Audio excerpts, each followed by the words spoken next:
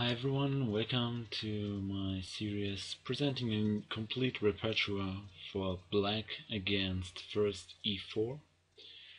It was part of my project ELO 2000 when I designed my project in order to gain this strength, and it served me pretty well actually. I got decent results. I think I even have a plus score in the Petrov, and I think it's maybe the best idea and maybe the best defense for beginners to start with when playing the open games, because it has many plus points. First of all, it's ultra solid, which means it's even on top level. It's considered almost impossible to get an advantage against it, which is also very good for you.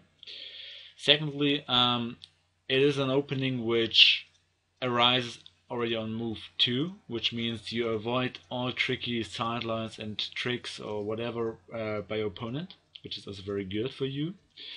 And the third one is that you save some time to study endgames and basically speaking just to improve your technique, which is in general advisable.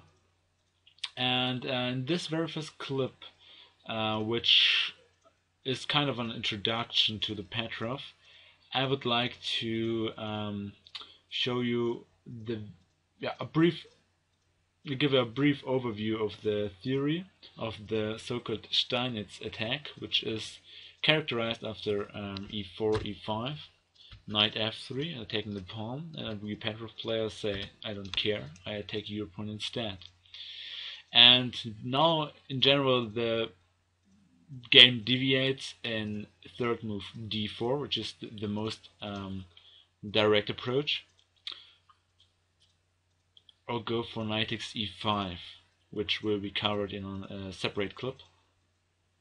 In this clip I want to go for this d4 approach here. There are two ways black can play. First of all, what's white threatening? He's threatening to crush our center, after which the pawn will be very mobile. So that's a potential threat in a certain way. Okay, that means that if we take and allow him to certainly to remove our pawn from e5, this pawn does not have anyone sitting in front of him, which means it's mobile, and one point is that it can simply advance to e5, hitting the knight and disturbing our coordination and our development. That's the reason why I would opt for knight takes e4, as I think it's the most reliable line in that case. And here, white has a choice. First of all, we won a pawn, which means white should strive to establish material equality, because we are just threatening to take on d4, and if the queen takes, we just retreat, play bishop e7, castle, remain a pawn up, simply much better.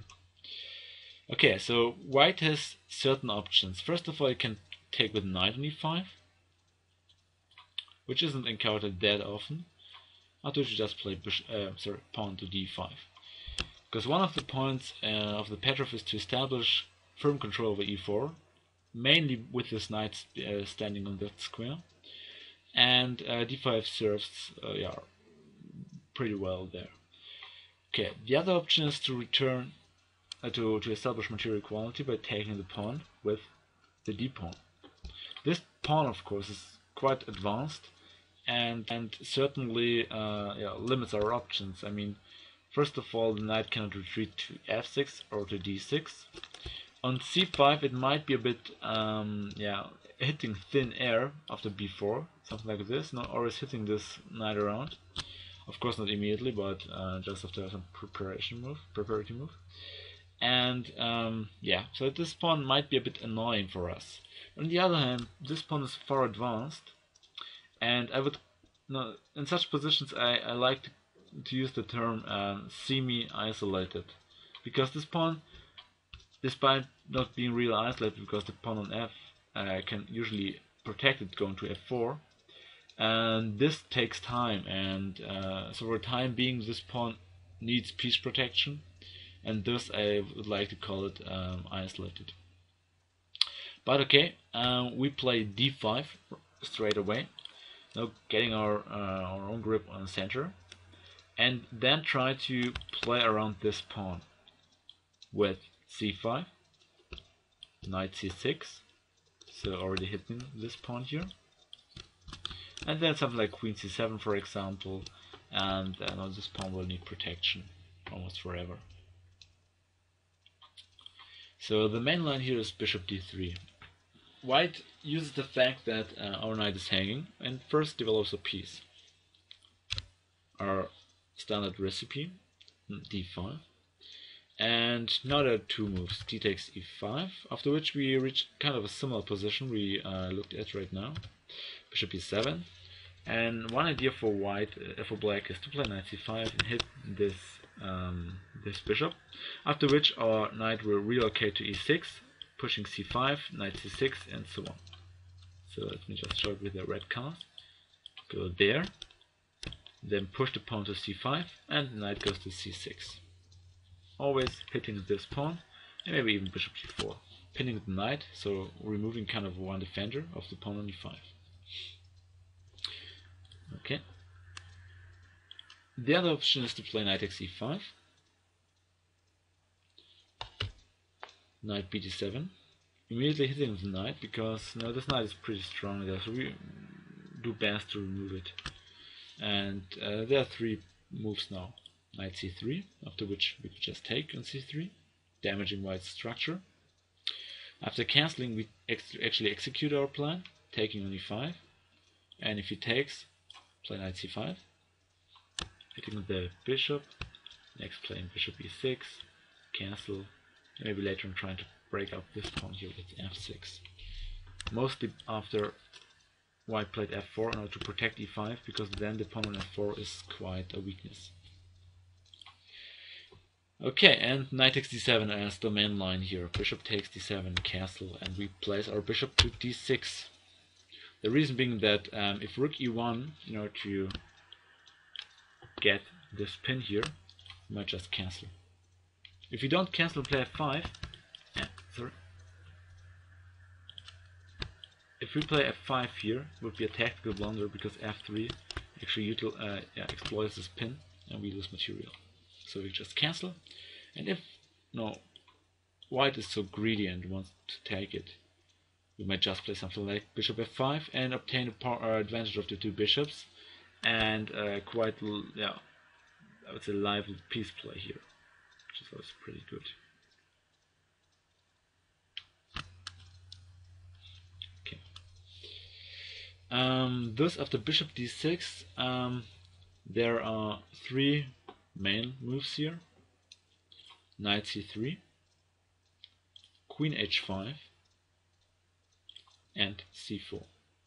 After which you play c6, and usually white takes here on d5. So these are our main lines here: 8th move c4, 8th move knight c3, and 8th move queen h5. And we will look at them in depth in the theoretical section. That's just for a brief overview for you and some typical plans. As you can see, it's quite logical. I mean, we just play for a square e4, play d5 in order to secure our knight there, and otherwise just try to exchange off our opponent's strong pieces, which was kind of a trademark of Bobby Fischer, of the late Bobby Fischer, who was said that Bobby never had bad pieces because he was used to exchange off the opponent's bad pieces, and ended up with having only good pieces, which is also quite good.